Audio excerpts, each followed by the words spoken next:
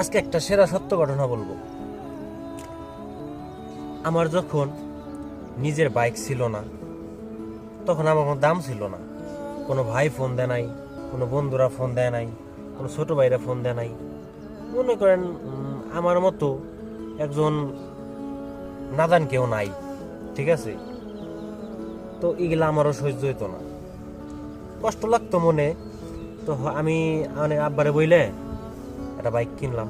ভাই বিশ্বাস করেন, বাইক কেনার পরে বড় ভাই, বন্ধু, ছোট ভাই, মানে এত পরিমাণে ফোন আর রিকোয়েস্ট, বেরিবার যাইতে হইব, অমুক জায়গায় তমুক জায়গায় যাইতে হইব।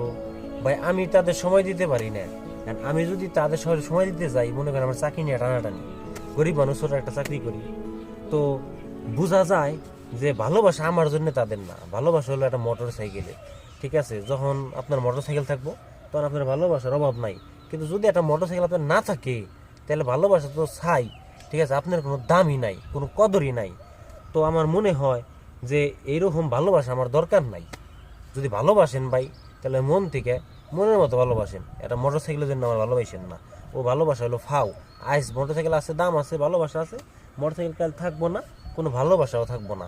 তো আমার মনে হয় আমি যা বললাম, আমার মতো অনেকে এরকম আছেন যাদের মোটর সাইকেল নাই, তাদের দামও নাই।